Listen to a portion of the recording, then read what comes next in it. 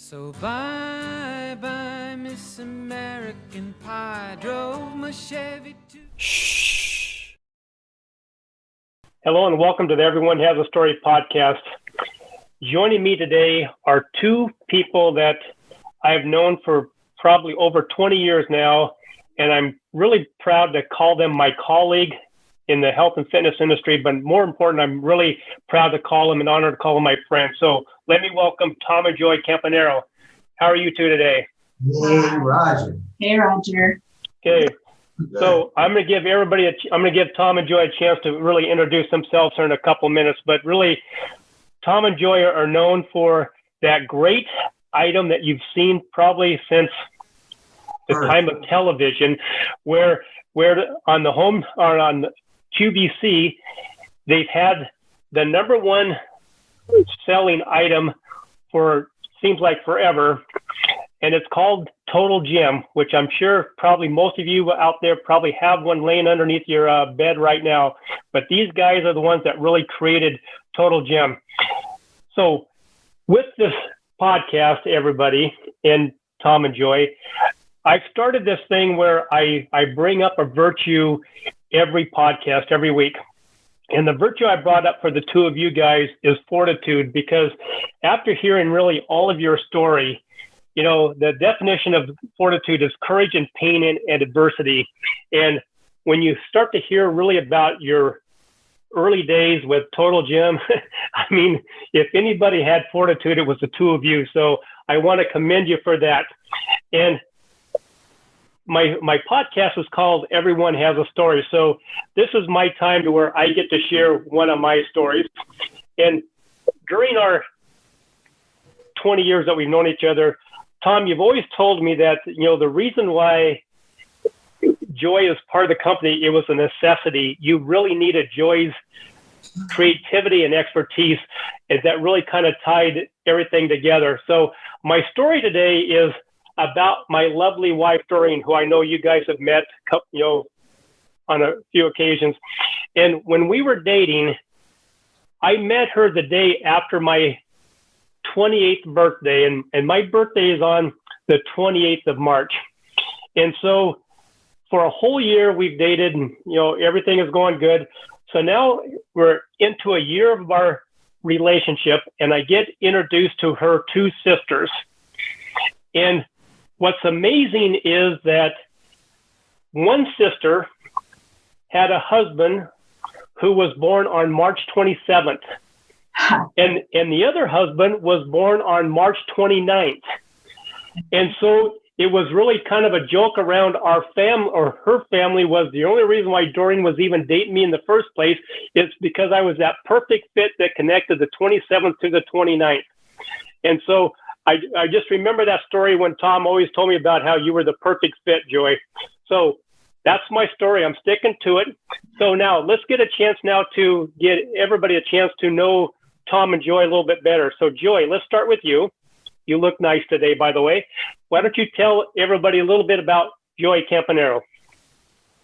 Oh, goodness. Well, you know, I grew up in Chula Vista, California, just north of the border. Is that where you want me to start that far? Absolutely. You tell us whatever you want us to know about you. All right. And I grew up in a really great neighborhood with great friends on the block, playing hide and seek, all that kind of old-fashioned way that you grow up. Walked to school, didn't have to have my mommy holding my hand, all that kind of stuff. And when I graduated from high school, I was actually kind of afraid to go to college. And I didn't until the recruiter from Pepperdine came down and said, no, we want you here. And it was about 3 weeks into the school year. And so in college, I studied journalism and photography. I had been our school photographer in high school. And I only stayed in college for 1 year. And then I went traveling with a repertory theater around the country and around Canada and all of that, much to my parents' chagrin. And on one of the on one of the breaks from that, I met Tom, and I never went back. And he just asked me, he said, "What are you doing traveling around doing this stuff for no money?" And I was like, well, there was a reason, but then there was a reason I stayed. He contacted me and wanted to talk to my dad about this product, and then one thing led to another, and voila, there was Total Gym. So I've been involved with Total Gym from the beginning. It wasn't quite a voila, and my role has always been to take my little bit of journalism from college and my little bit of photography and my little bit of theater and my little bit of all of this stuff and become the creative marketing person for Total Gym. Perfect. And Tom, Yes. let's hear your side of that story. Tell us about you. Oh boy. I was born in Philadelphia. I was in a critical motorcycle accident when I was 16, so I got into bodybuilding. Went through the bodybuilding eras in the early days when you really didn't tell anybody you were a bodybuilder. So between 66 and 70 was my career in that field. Did pretty well, got on some magazine covers, won some titles and all that kind of stuff. Never got into the steroids, got out when they were starting to get hot and heavy. But it familiarized me with, obviously, training. Bodybuilders really train every conceivable way, making equipment in my garage, pulleys, all kinds of stuff, in the garage. And then in 1974, I saw the prelude to the Total Gym. It was a really cheap little junky little piece of exercise equipment, but it did use your body weight on an incline. And when I was introduced to it, I just totally fell in love with it. I thought, man, this is unbelievable. I mean, how in the world can you just lay on something, increase the incline, get more resistance, change your body position, and literally do hundreds of exercises? So we decided to try to build a much more professional piece. We had a whopping $3,000, I think, at the time when we did some things. Joy's dad helped us a little bit. My dad sold my 66 Corvette right from under me. Didn't even tell me about it because I had moved to California in 74. And I had made this challenge with God about 6 months prior to that. I said, look, get me out of here. Get me out of Philadelphia, please. Southern California will do. I said, and then I would like to have my own business, start my own business. And I would like to meet the girl of my dreams. And but when you accomplish all of that, I will stay in tune with you and follow you the rest of my life. And you know what happens, Roger? That's what happens. 6 months later, I was in San Diego.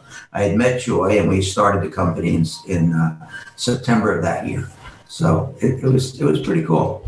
And that's such a great story. And I remember the first time that I was invited down to your home. You were doing your annual, retreat for all of your employees and all of your distributors and stuff like that around the world. And my wife came down to join me. And after the first night spending the time with you and Joy, my wife and I looked at each other and said, boy, I'd love to work for that company. She goes, you need to work for that company. That's the place you want to be. So just hats off to both of you. So let's talk about that company and what you guys do. We've all had our own recipe for success, both in our personal life, married life, and our business life. You guys have a very unique one. So why don't you share with me really what that looks like? So Tom, let's start with you. What's that recipe for both the success for both you and Joy in both business and in your personal lives?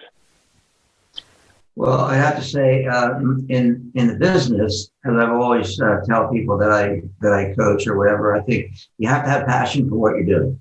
I think if you have passion, then no matter what you run into, no matter what challenge you run into, you will work through that. If you don't have any passion for your product or your business and you run into a challenge, hang it up. You're done. You're going to move on. You're going to go, hey, I don't want to do this. I'm going to do something else. So I think that's been the thread through the whole situation. I don't know how deep you want to get into passion, Joy and I. there's always been a form of passion there for sure. So, all right, Joy, let's bail him out here. Let's hear your side of that recipe for success. Well, there's two things. You have to keep your eye on the goal. I mean, for us, it's always been trusting God, but that comes in lots of forms. And my dad used to tell me I can do anything I want to do if I set my mind to it. And so you have to believe that you can move mountains when there are obstacles, and you have to know when to let things go. And so I absolutely don't take no for an answer most of the time. If I can move that mountain, I will do everything possible to do it. If I can't move the mountain, then I try to find another way. And so to reach the ultimate goal, if you get sidetracked by the little stuff, then you're not going to get to where you need to be, because not everything's going to go your way. And this past year, we've all heard the word in our personal life and business life that we have to pivot because of this COVID-19. And one thing I learned from you guys a long time ago is that you were pivoting before pivoting was popular. And I know, Tom, you've always talked about the story about when you first were opening up, every business always paid their payroll on Friday, but you always paid on Monday. Why was that? Well, when we started the company in 74, we go back, and no cell phones, no fax machines, no internet.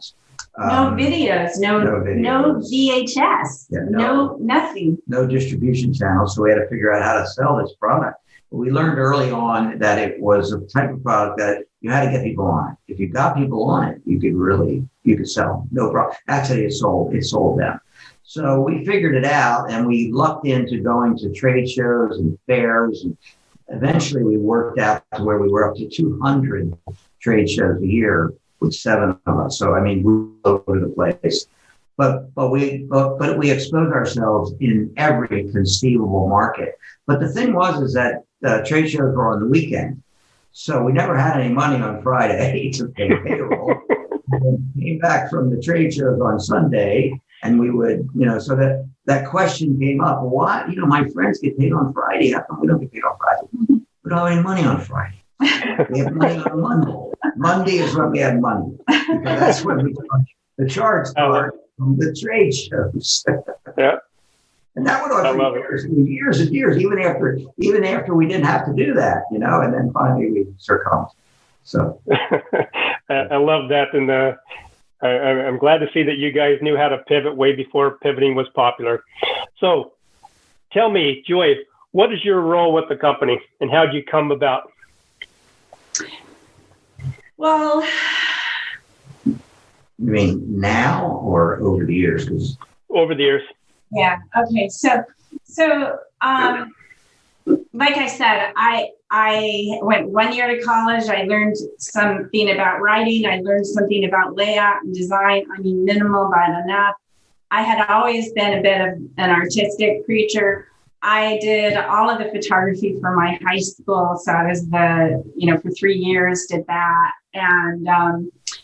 And I also went on this year-long trek, right?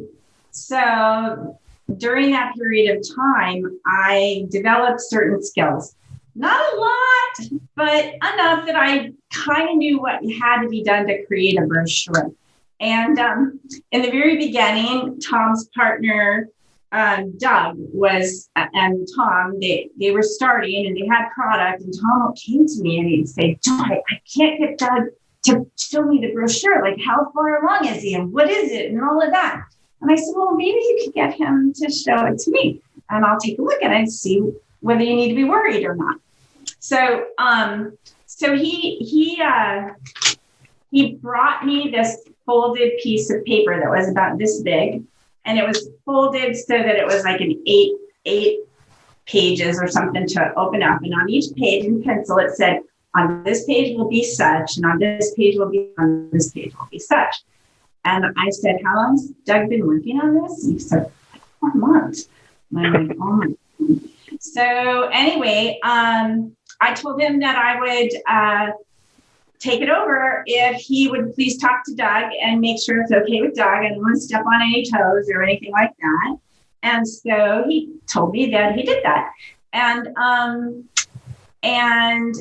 as it turned out, every day, Tom and I lived about 4 blocks from each other, and we'd meet each other on the beach. So we were walking down the beach, and so what happened is I talked to Doug after Tom told me that I could take this over. I talked to Doug, and Doug didn't know anything that I was talking about.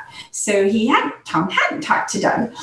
So this was early on in our relationship. Like, we had just started dating. I'm pretty sure it wasn't too far into our relationship. And I was so mad because he had put me in this in-between position where the person, I'm stepping on Doug's toes there. Anyway, so I have this towel in my hand. We're walking down the beach. Tom's walking up with his beautiful chest and his little tiny jean shorts cutoffs on. And I'm thinking, God dang it. I am so mad at him, but I was. And I walked up to him and he's like, hey, how you doing? And I went, bam, and knocked him over. And he's like, whoa, what was that about? Anyway, that really helped to set the boundaries that we would have for the next 45 years. And so then I just turned everything over to her. From there, I took on the role of writing and the creative and the, ads, the logos, things like that. So, Tom, besides being the recipient of Joy's right hook, yep. What's your role with the company? Well, it was interesting because for the first probably 25 years, we never had titles. I just didn't believe in titles. It just limited people to what the title said, so we never really had titles. But I pretty much took care of the finances. I pretty much was the president, CEO. I've always been the visionary. I've always had a vision for the product and the market. Even when Doug and I sat on the beach in La Jolla and he came up with a name, we said, you know what? Someday everybody's going to have a total gym in their house. We didn't think it would take 45 years, but that was the goal and that was the focus and that was the mission. So I guess if I had one real position, it was to keep the company moving forward. And, as you know, over 45 years, we've been through a lot of recessions and a lot of difficult times. We were always blessed to be able to work through those. Tom is truly the driver.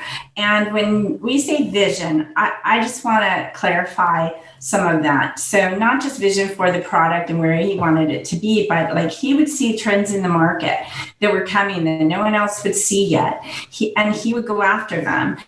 And sometimes people will go, what are you thinking about? But honestly, he truly had the vision for where the market was going to go. And I believe also took really steps in becoming attached to those professionals that were changing the market and that were paradigm shifters.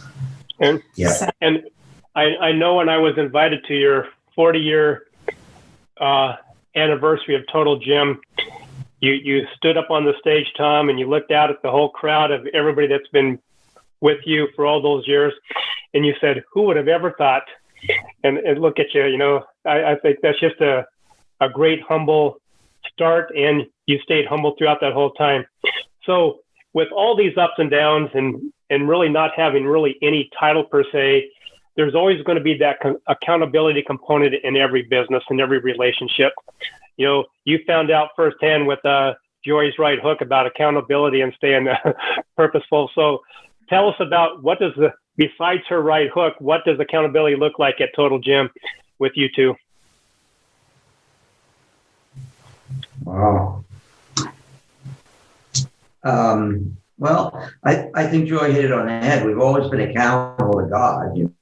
I've always had the feeling and the belief that if you put your challenges out to the higher source, and sit back with faith that the answers come. They've always come for us. I've never not had an answer.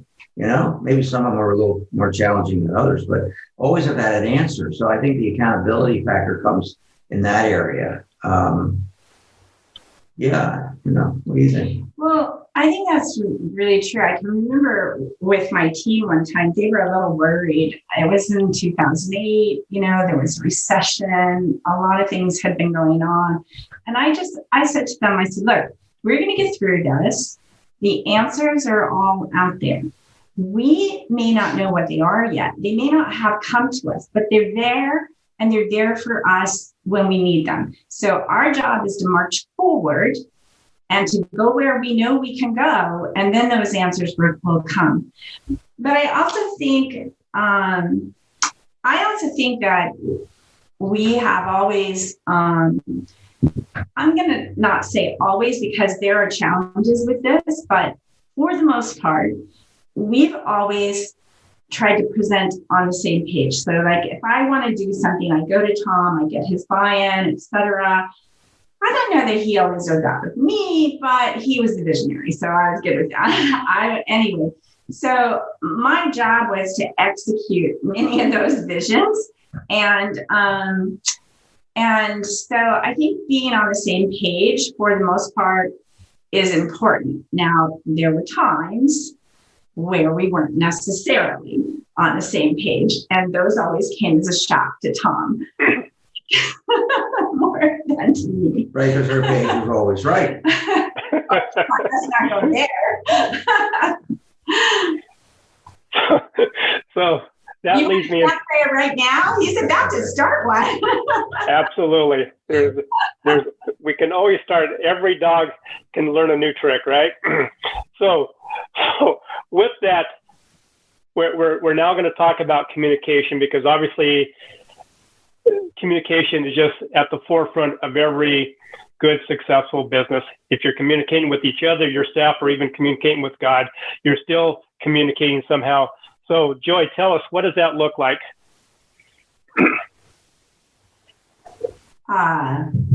For me and my team, or for Tom and the whole company, or for us? Mainly between the two of you, yes. Oh. All right. Well, there were times, I think you have to go back to intent, okay, I guess. My intentions were always to try to execute the things that we had agreed we were going to execute, okay?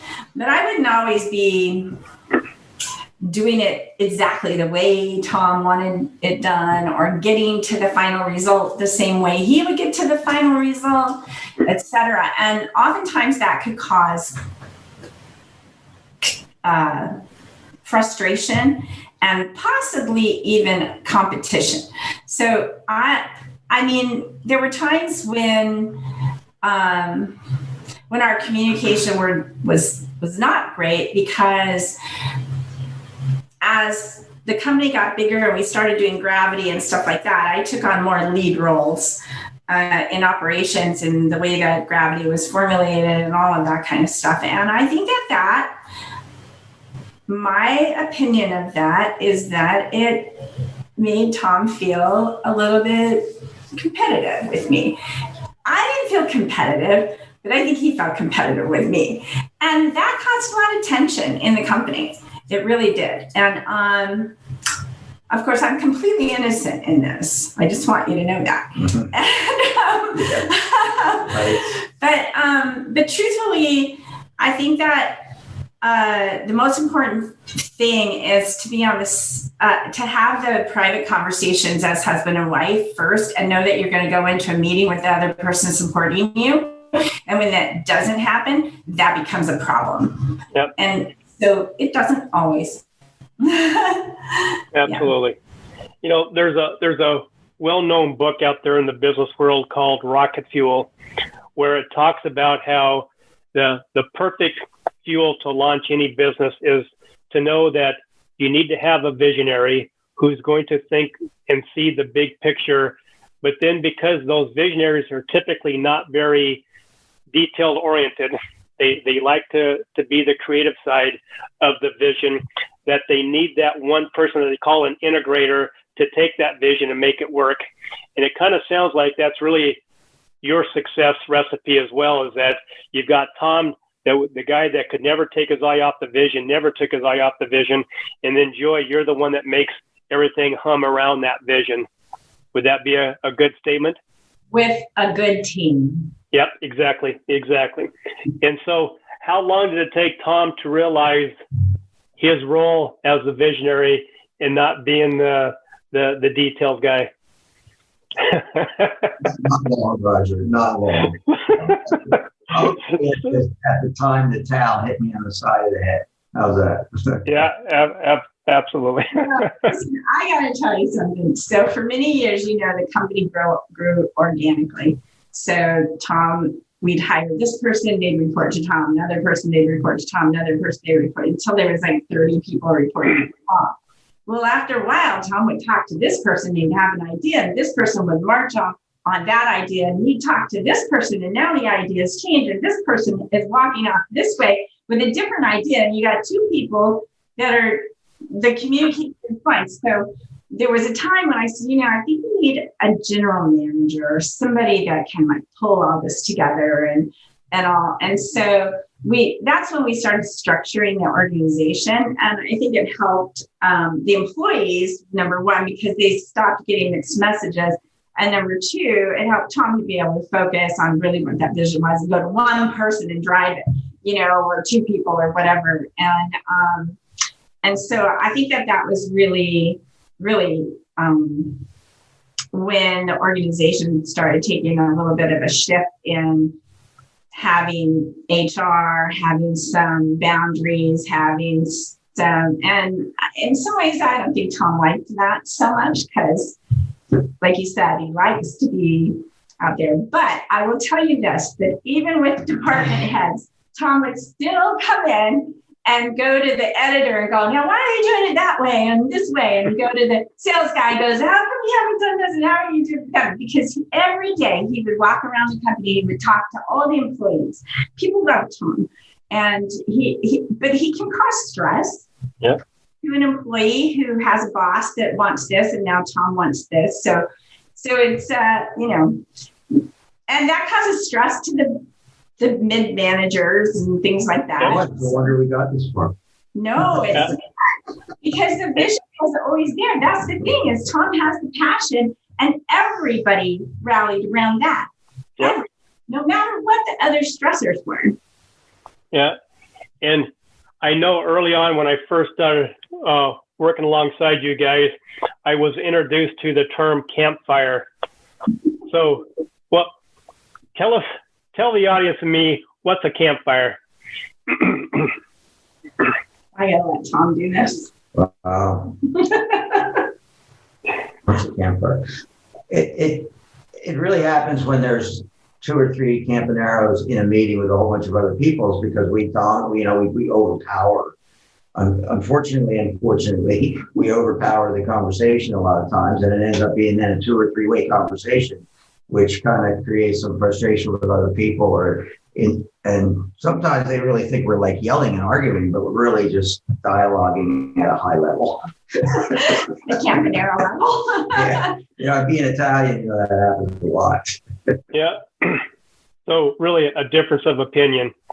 And so I know that those difference of opinions really started because sometime with the group, the non-Campanero group, there was that assumption that everyone was going to agree. And as we all know, that just doesn't happen at all. So I think it's like having children watching their parents fight. It makes them insecure, makes them feel like it's wrong, et cetera. And so what we realized is that we didn't always walk into every meeting in agreement. And when we had a hot disagreement or a robust conversation around something, other executives or employees that were in the meeting would start to feel very intimidated, like they couldn't contribute, like they should shut up, maybe they should leave the room. I don't know.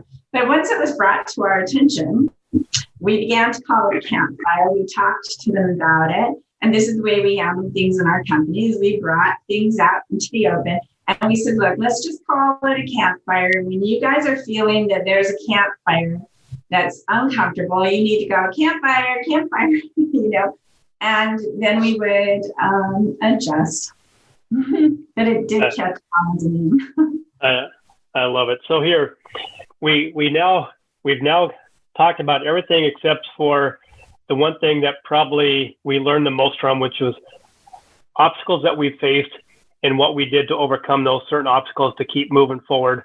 And obviously you guys been around, Total Gym's been around going on 46 years. So obviously we know there's those obstacles, but you're still around and still thriving. So tell us a little bit about some of those obstacles and how you overcame them. Tom?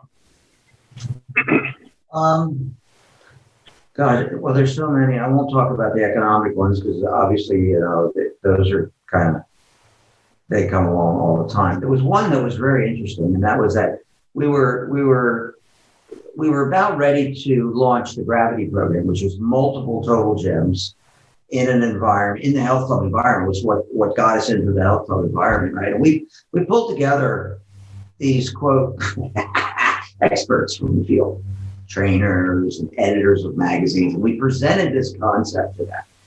And, we're about halfway through this concept and they're going, oh, you can't do that. You can't bring Total Gym into the club market. It's an infomercial product, it's for my grandmother. And I thought, oh my God, I lost it. I really lost it. I said, you gotta be kidding me, anyway, so the obstacle that we overcame was we changed our name.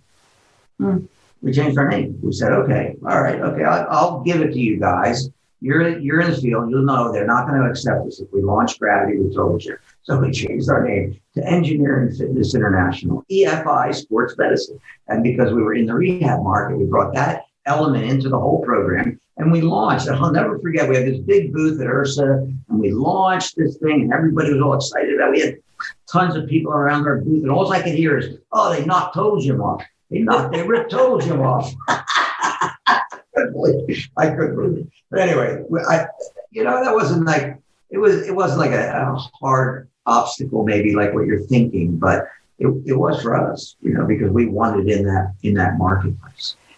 So how'd you really overcome that particular, because that was that's a brand new leg to the business.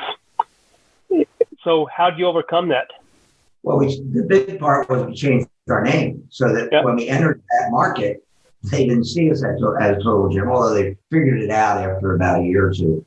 And I think the other thing that the obstacle was what was going involved in the health club at that time in the business. With Pilates, you could do all the Pilates repertoire on Total Gym, and we would get these people coming with, they had daggers in their eyes. Oh, you can't. That's a lot of, you can't do Pilates on that, bro. That's not a reformer. I said, well, explain to me what Pilates is. Is it equipment? It never, from the beginning of Joseph 8, it was never a piece of equipment. It was always 4 exercises that merged onto the equipment. So that was a challenge that we overcame around the world. What else would be a role? Well, I when I think of challenges, I think that there's financial challenges that you run into. There's personal expectations, like what you thought it was going to be and it's not, or something like that. Not always being on the same page and being shocked by that.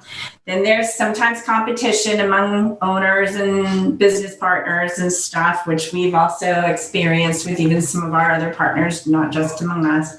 And then there's the health club industry itself.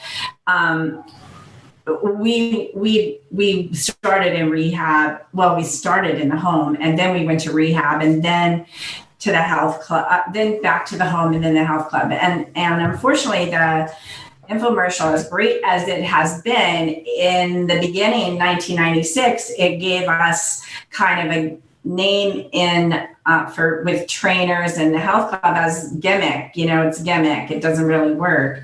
But as we entered into the market and people saw the results on the equipment, and people liked the Gravity program because they were looking for ways to bring more income into the health clubs. People fell in love with the equipment, and eventually everyone knew we were Total Gym. And so our challenge then was to change our name back to Total Gym and get rid of the EFI medicine or sports medicine because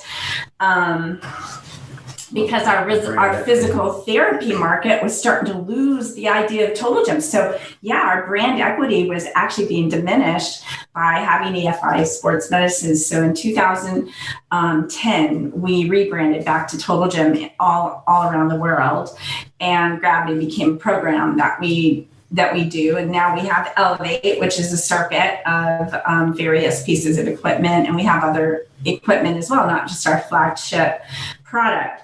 But I would say, on the financial front, sometimes you have to take bold moves. Tom would pray and send payroll out and hope the money was there when the checks got cashed. And I can remember one time when we had to tell everybody we couldn't pay them.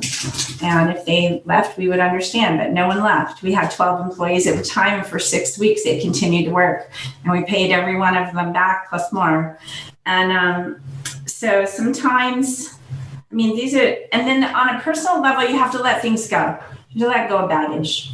Don't hold on to it. Yeah. Just let go of baggage.